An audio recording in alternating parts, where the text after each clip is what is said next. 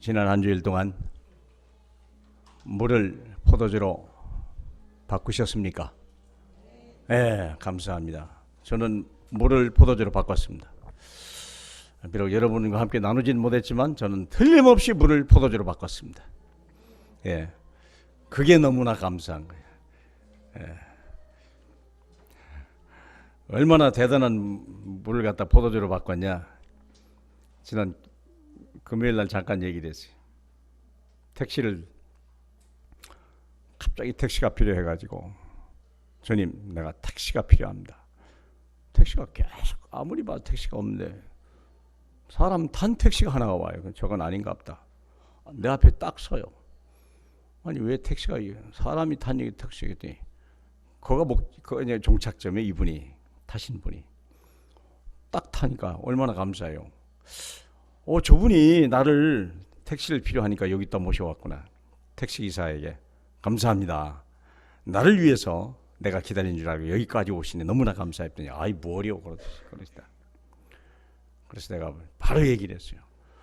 나는 예수 믿고 운명을 바꾼 사람입니다.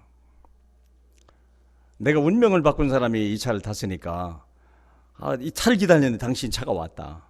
내가 이 차를 타면 당신도 운명을 바꿀 수 있다. 네. 그 말은 안 했습니다만 물을 포도주로 바꿀 수 있다는 확신 가지고 그 차를 탔어요. 그래서 계속 내가 운명을 바꾼 이야기를 해줬어요. 내 삶이 지금까지 안 되던 일들이 이제 내가 예수 믿고 나니까 계속 되어지더라. 나와 관계없이 되어지더라. 당신도 운명을 바꾸고 예수 믿고 운명을 바꾸면 나와 같은 삶이 될 것이다 라고 이제 교회 앞에 딱 내렸는데, 내가 내리기 전에 어떤 분이 거기 또 서 있어요. 얼마나 대박입니까? 내가 보니까 참 내가 보시라. 중간에 내가 탔는데 탈 때도 당신이 하고 내가 내리니까 또 와서 또 기다리는 거예요. 택시기사도 그 정도만 할 만하죠. 내리면 사람들이 있네. 목적지 다 왔으면 또 다른 사람이 또 기다리네. 그럼 내가 마지막으로 예수 믿고 운명 바꾸면 오늘같이 대박입니다. 내가 그랬어. 근데 이분이 예수를 안 믿는 거예요. 싱긋이 웃고 내리더라고. 작지만 너무 부끄럽고 작은 거지만 물이 포도주 되는 것을 보여줬어요. 참 감사하죠. 예, 물론 다른 일도 많이 있었습니다. 참 너무 감사하죠. 물을 어떻게 포도주로 바꿀까? 계속 고민하며 살았어요. 근데 엊그저께도 밤에는 우리 강영 집사님이 이제 킨텍스에서 전시회를 했잖아요. 많은 샘플이 필요한데 사람이 없어서. 결국 새로 입사한 직원을 밤중에 보냈어요. 부부를. 하도 급하니까. 계속 그걸 샘플을 만들면서 내가 뭐 할게요? 물을 포도주로 바꾸는 작업을 했어요.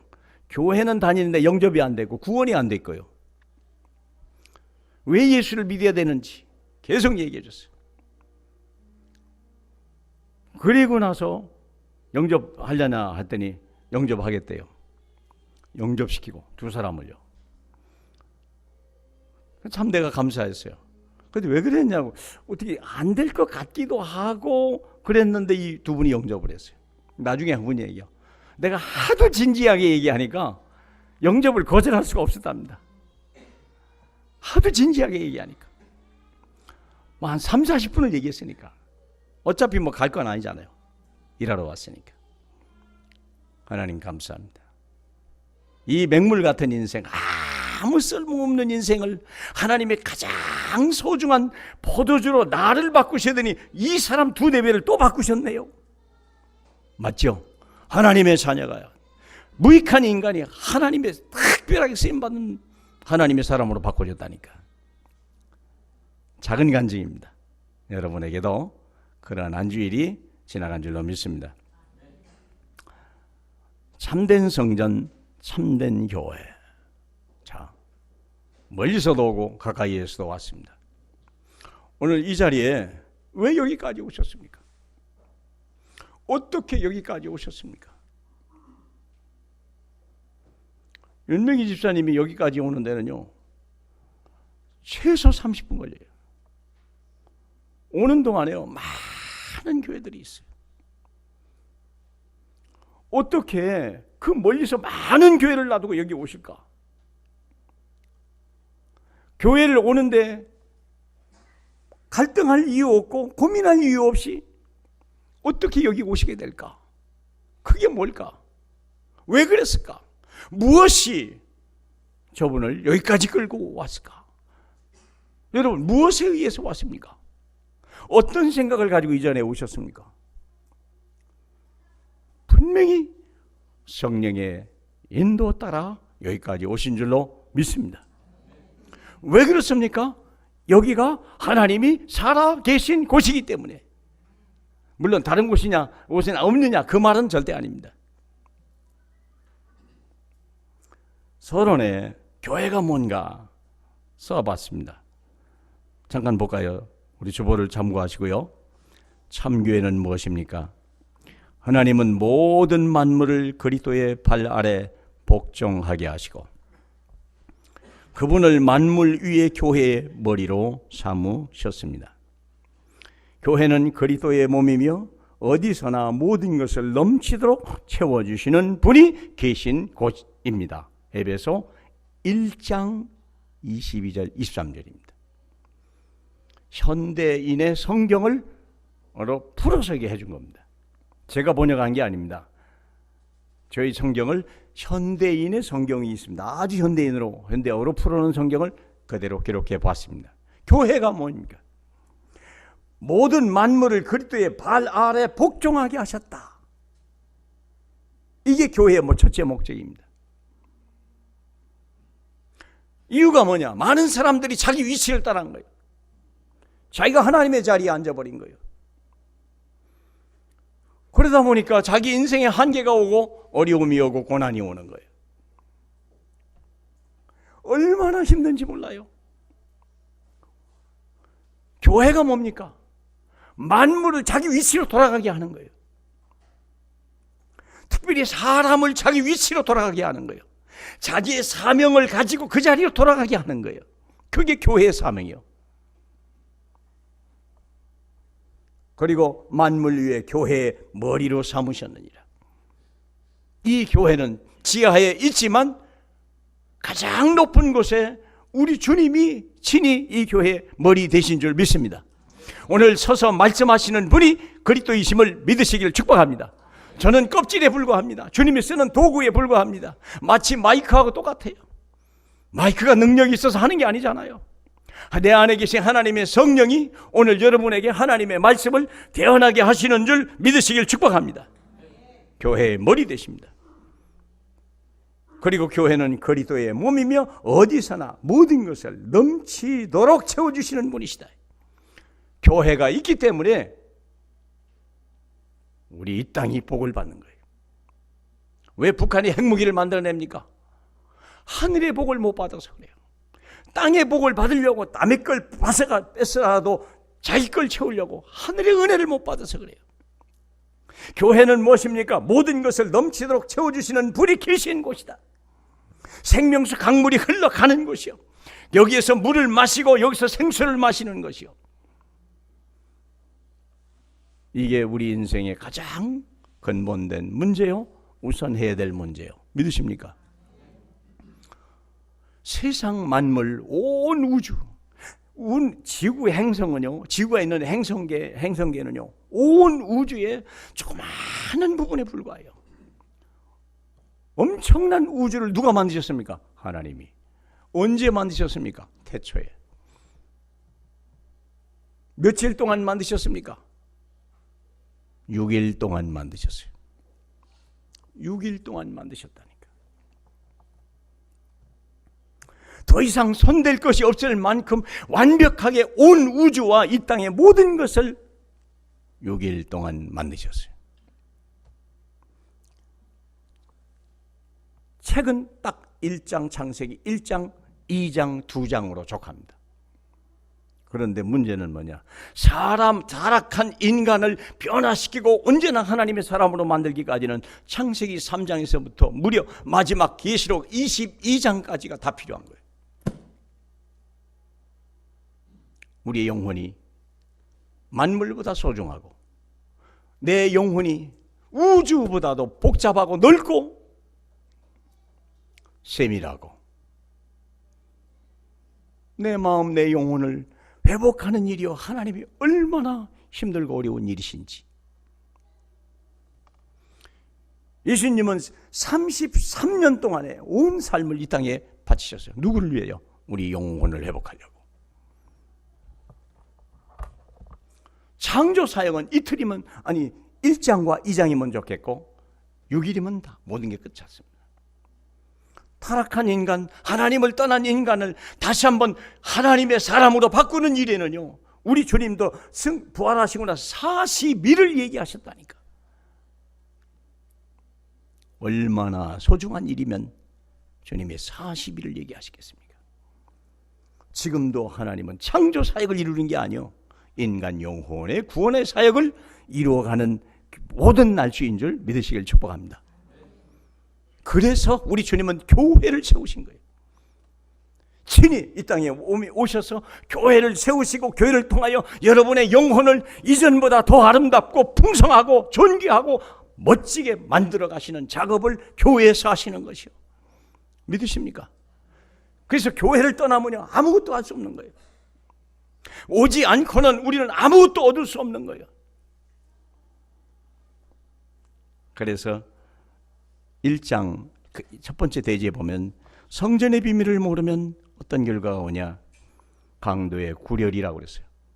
하나님의 교회가 복음의 비밀을 모르면 율법이 나오고 위협이고 강압적이고 굴복하게 하는 권위적인 종교가 돼요. 권위적인 종교. 교회가 권위가 없는 건 아닙니다. 그러나 권위는 복음을 선포할 때 권위가 나타나는 것입니다. 예전에 어떤 분이 저희 교회에 나오셨어요. 말씀을 듣고 한 번 잠깐 들렸다가 멀지 않은 곳인데 주일날 돌아갈 수 없었어요. 그러니까 이분이 우리 교회에 잠깐 왔어요. 한 번 말씀을 듣고 너무 좋으니까 계속 오셨어요. 6개월이 넘도록 오셨어요. 저는 교회 등록하라고 잘 안 하거든요. 6개월이 넘을 때쯤 돼서 제가요, 자매님 오셨는데 교회를 등록하시면 많은 이점이 있습니다. 첫째, 당신은 내가 양육할 수 있는 양이 됐고, 당신을 위해서 내가 중보기도를 하고, 당신을 위해서 내가 말씀을 드리겠습니다. 남의 양에게는 내가 목회윤리상 그렇게 할 수가 없습니다. 그러므로 정말 우리 교회에 등록하시면 내가 도와드리겠습니다. 그랬더니 그분이 대뜸하는 말이, 와서 말씀 듣는 건 좋은데 교회에 옮기는 것은 안 돼요 그러더라고요. 진짜 궁금했어요. 무슨 사정이 있나. 그랬더니 하시는 말씀이 이랬어요. 우리 목사님이 이런 얘기를 했다. 우리 교회에 왔다가 떠나는 영혼은 절대 구원 못 받고 지옥 간다는 거예요.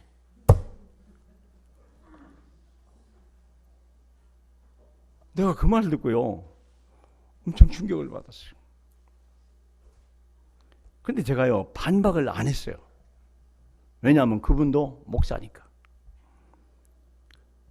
이분이 그분을 그 목사의 말을 하나님 말씀으로 받았다니까. 못 떠난대요. 내가 뭐라고 하겠어요? 내가 그 말을 뒤집으면 안 되잖아요. 내가 하나님도 아닌데. 그래서 그러세요. 성령 인도 받으세요. 그러고 놔뒀습니다. 그때 그 말이요, 참 충격적이었어요.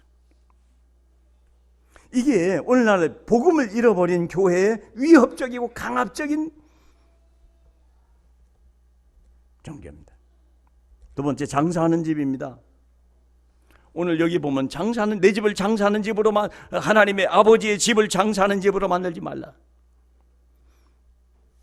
아시다시피 이 배경은 성전입니다. 성전에 제일 안쪽에는 지성소가 있습니다. 하나님의 언약궤가 있고, 그 다음에 성소가 있습니다. 지성소에는 대제사장이 1년에 1차 들어가고요, 성소에는 제사장이 들어가는 것이고, 그 제사장을 넣으면 이스라엘의 남자들의 뜰이 있습니다.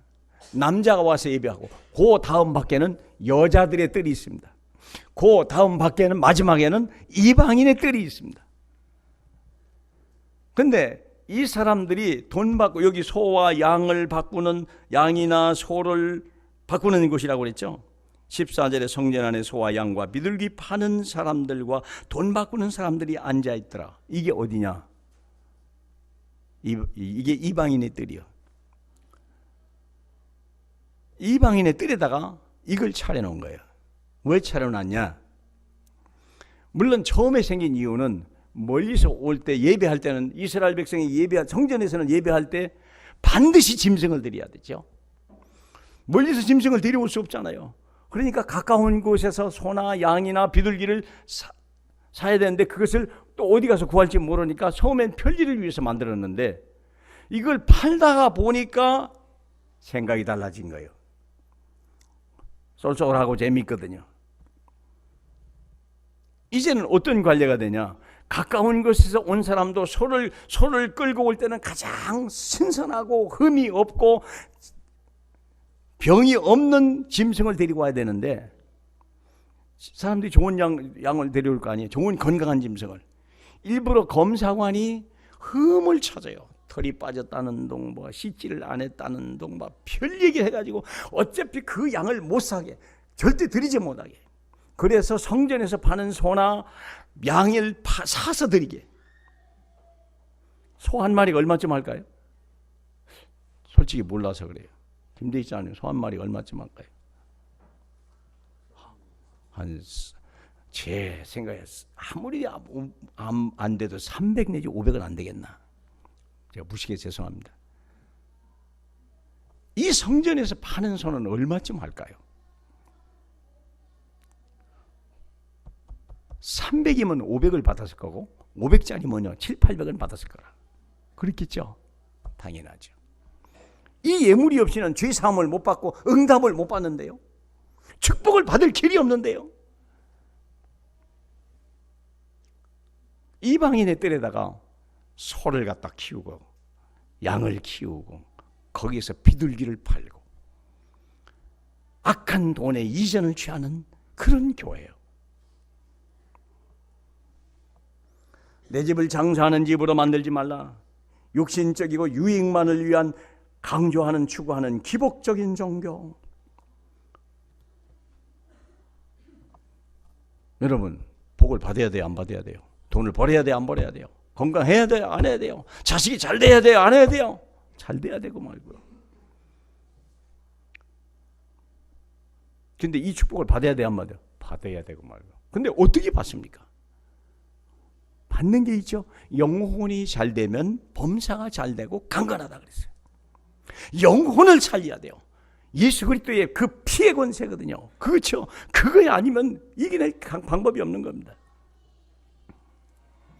이방인의 뜰이라고 하는 것은 잃어버린 양들을 외면하는 선민적인 종교입니다. 성전 미문에 앉은 뱅이가 있어도 영적인 문제를 진단할 수 없었고 해결할 수 없었기 때문에 복음 없는 종교예요. 무능한 종교.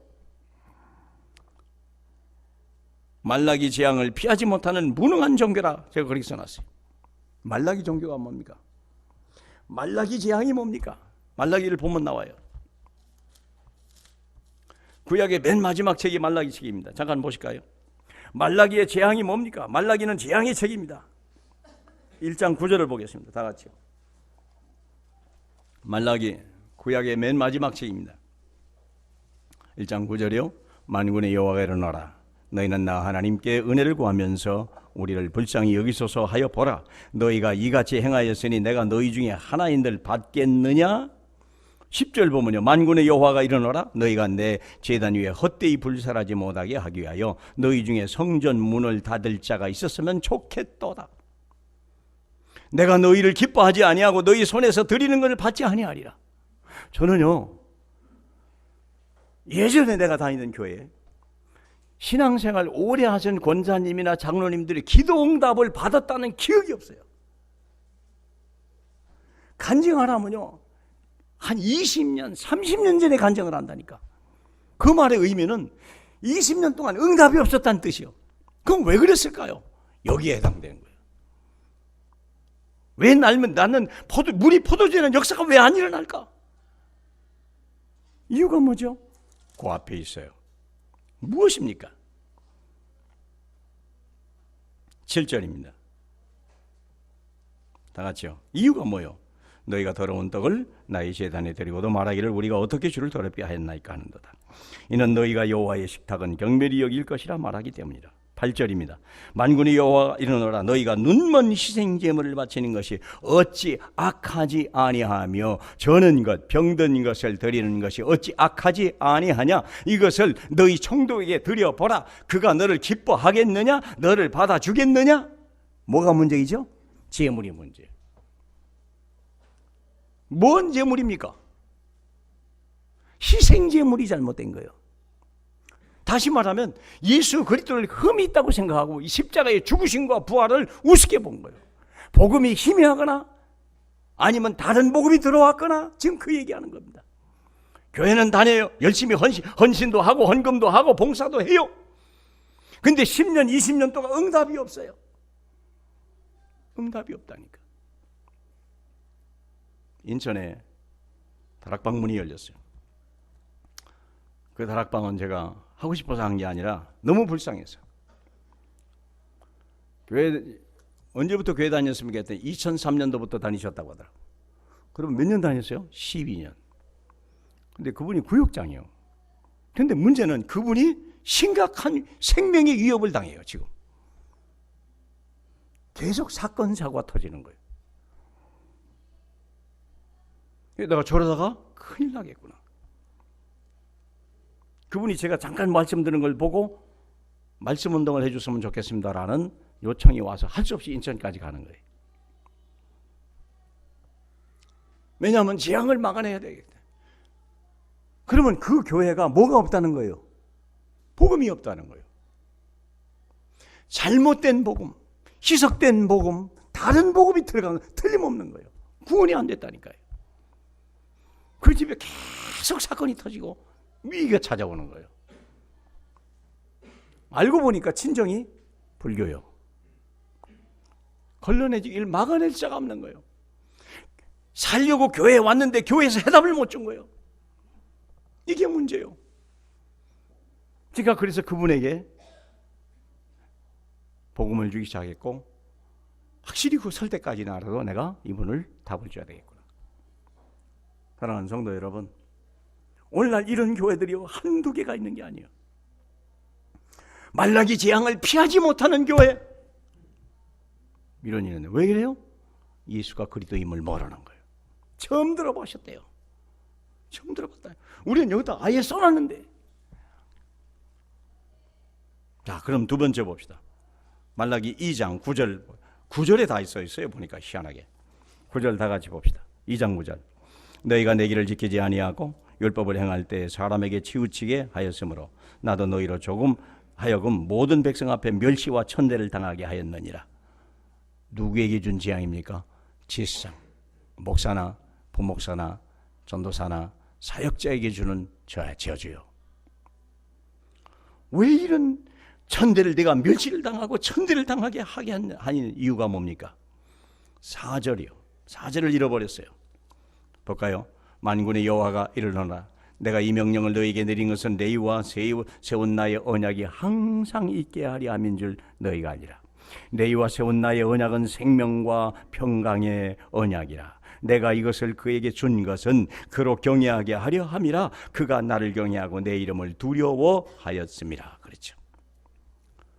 뭐가 없는 거예요? 목사와 전도자에게 복음이 없는 거예요. 하나님의 언약이 없는 거예요. 전할 말씀이 약속이 없는 거예요. 무슨 언약? 생명과 평화의 언약이 없는 거예요. 교회가 딴소리 하는 거예요. 목회자가 딴 얘기하는 거예요. 나쁜 얘기는 물론 아니에요. 착하게 살아라, 바르게 살아라, 부지런히 살아라, 나쁜 얘기는 아닙니다.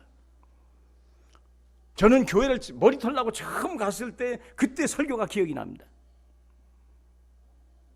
그 교회도 목사님 얼굴도 지금 기억이 납니다. 근데 내가 설교를 듣고 나오면서 느낌이 뭐였냐면, 내가 학교 다닐 때는 도덕 시간이 있었는데 학교를 졸업한 이후에는 도덕 시간이 없으니까 교회에서 목사님을 통하여서 도덕과 윤리를 가르치는 거구나. 그래서 교회는 중요하구나. 그러고 나왔다니까. 은혜 받았다니까요. 그렇지, 바르게 살아야지. 그렇지, 진실되게 살아야지. 누군가 내가 은혜 받았다니까요. 그래서 교회 다녀야 되는구나. 내가 그랬다니까.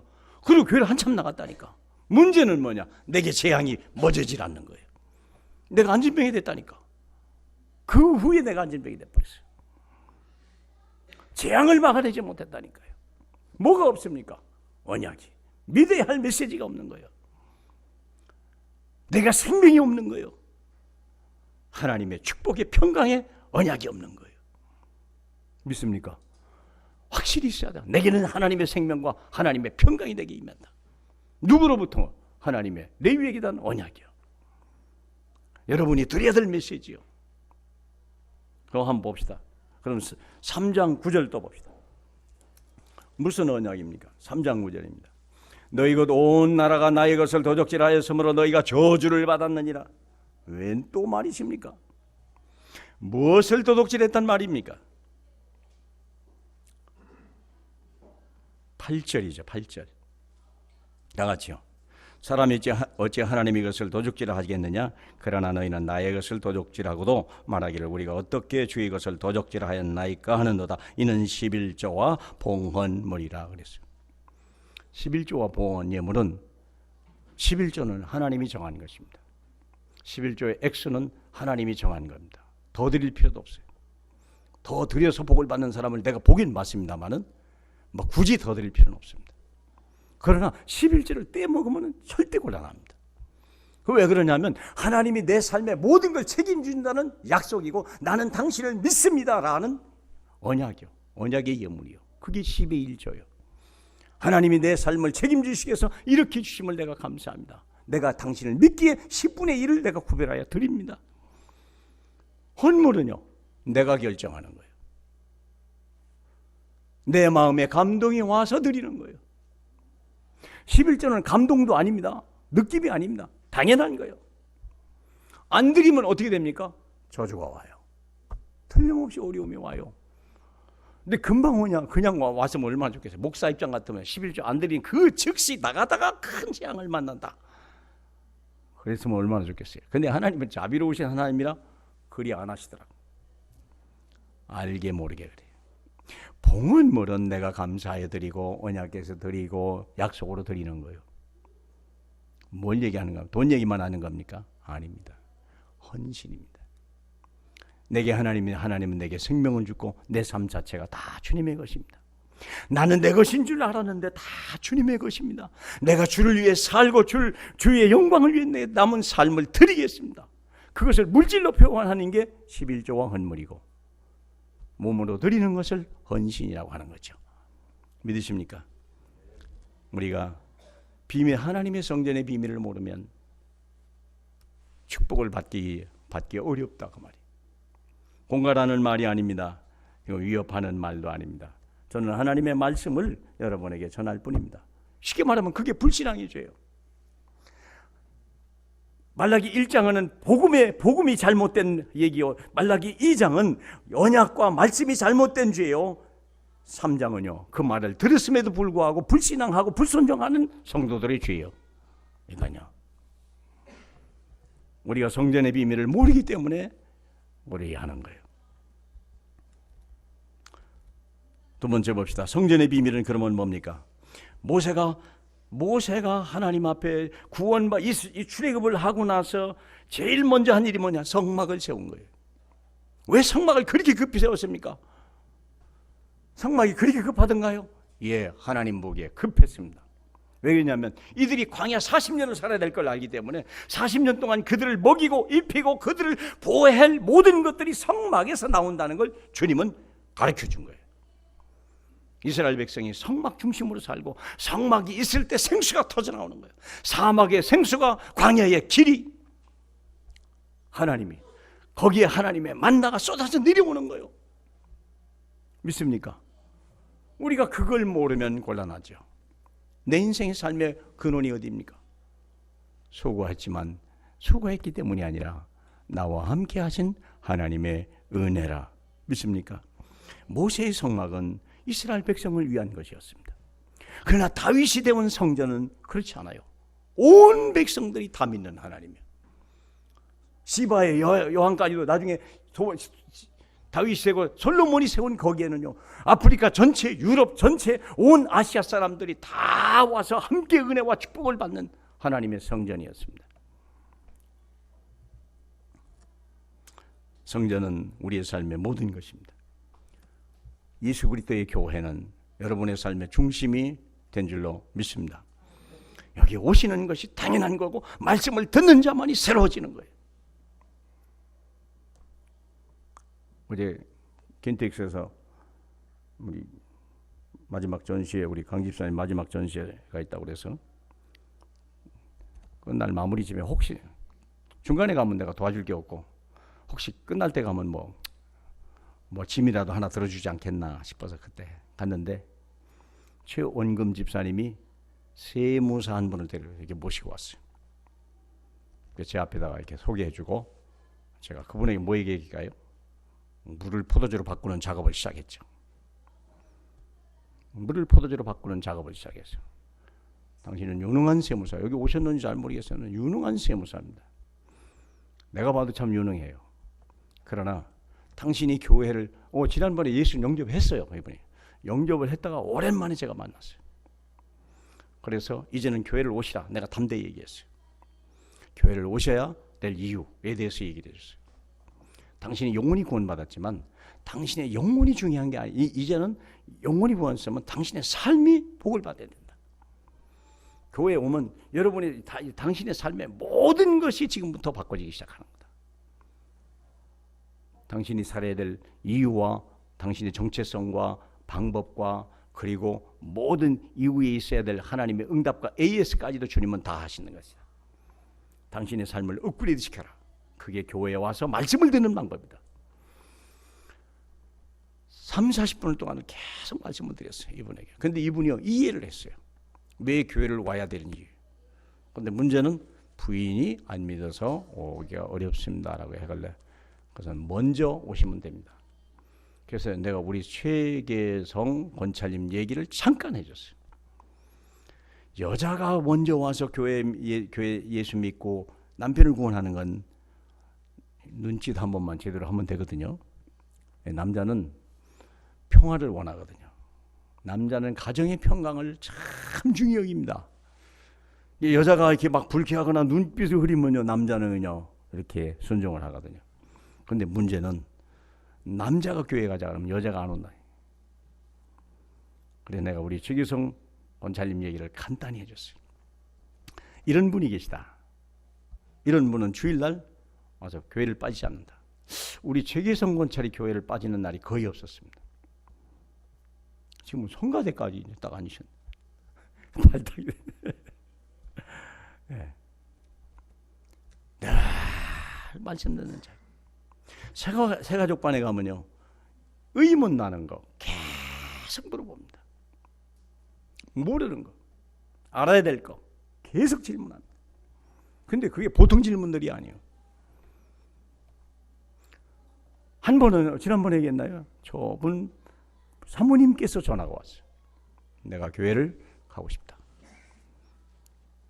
내게 말씀을 주면 지난번에 영접했는데 그건 가짜니까 다시 영접하고 싶다. 그래서 제가 그럼 가겠습니다 그랬어요. 운정이거든요 집이. 우리 김대식 장로님 집 옆에요.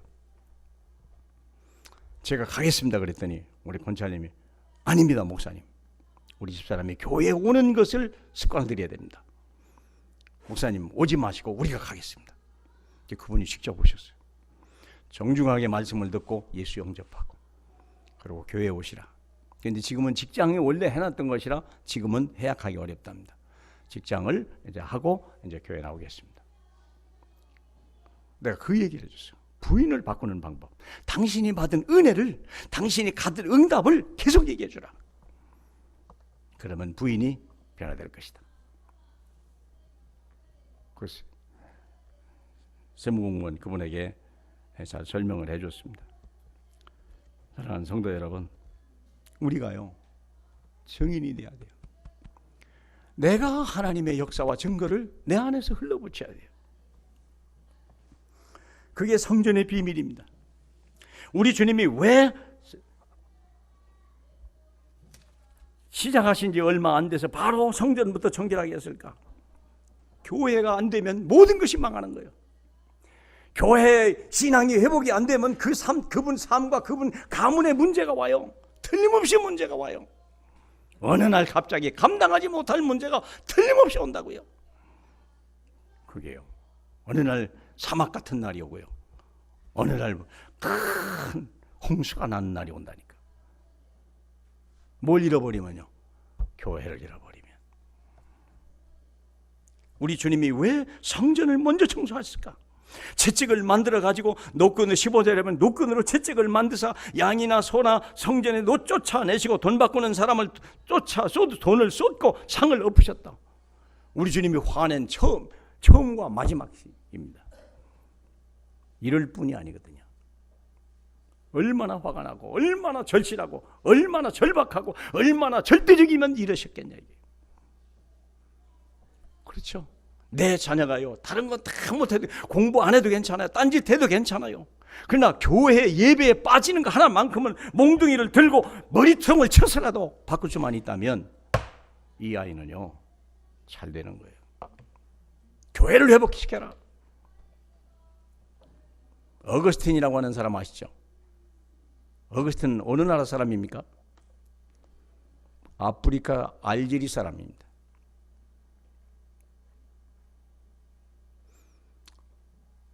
이 아이가 어머니 따라 교회는 나갔지만 교회 다니는 걸 싫어하고 듣기 싫어하는 거예요. 나중엔 조로아스터 교회하고 마니교회에 빠져가지고요 이단에 빠져버린 거예요. 허랑방탕하고 17살의 아이를 낳아버리고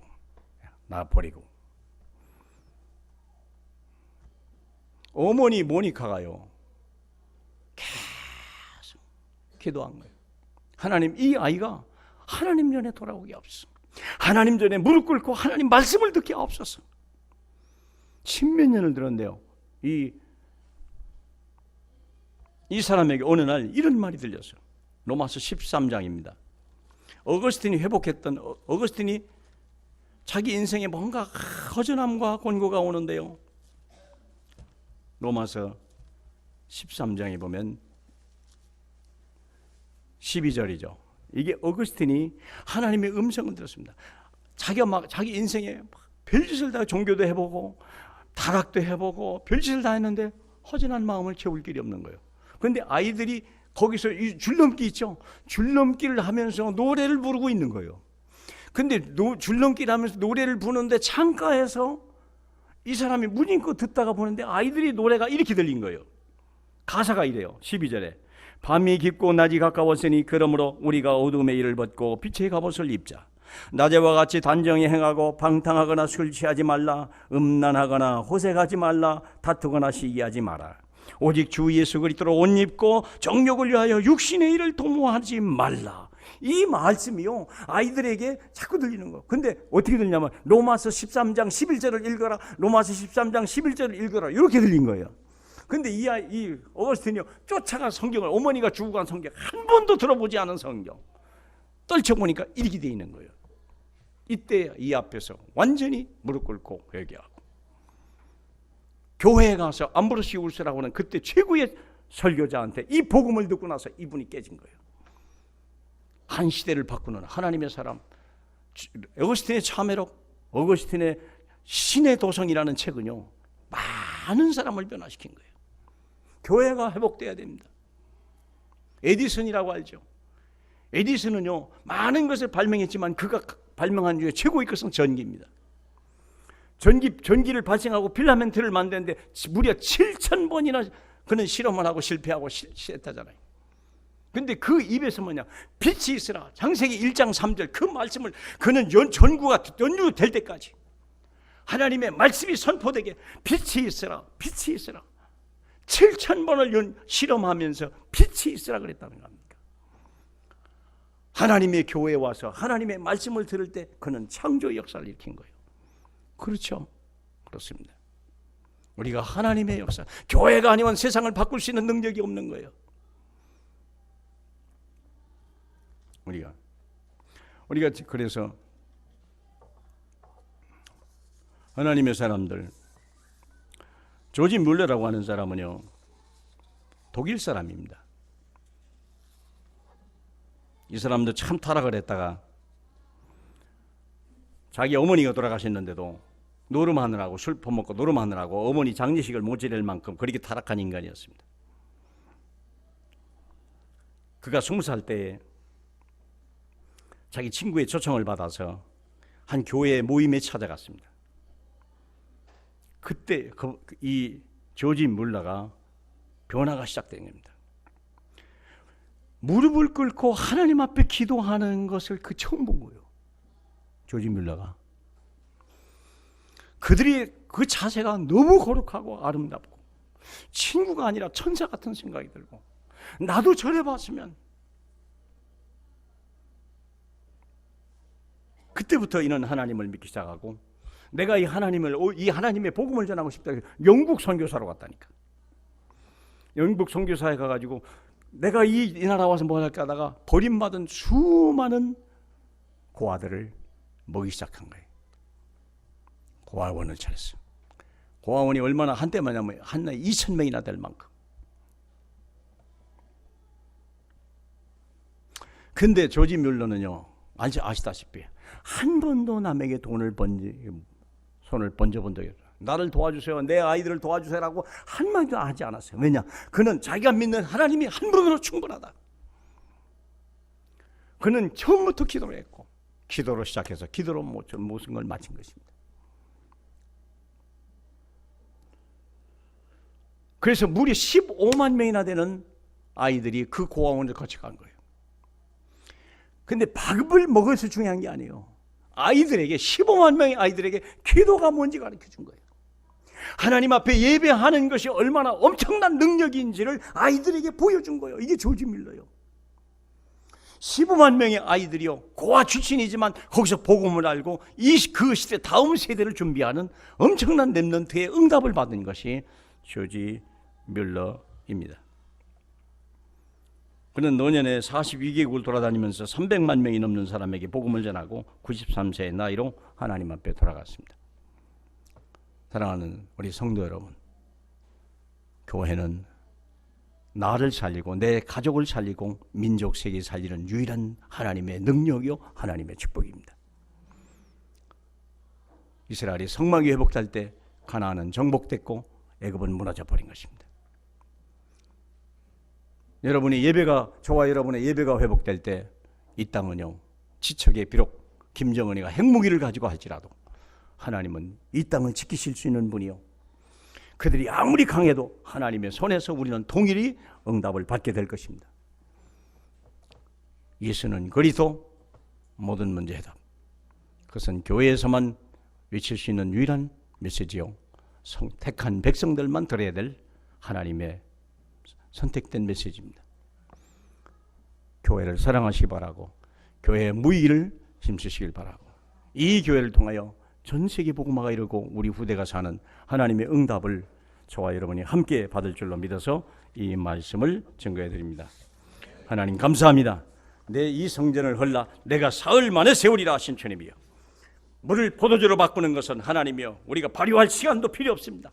우리 주님 말씀 한마디로 충분한 걸 저희가 믿나이다. 우리 하나님 아버지여, 성전을 짓는 것은 하나님이여 우리 주님의 부활 하나로 충분합니다. 우리를 새롭게 하여 주시옵시고 하나님의 사람으로 거듭나게 주님이 역사하여 주옵소서. 축복하시는 예수님 이름으로 기도하옵나이다. 아멘.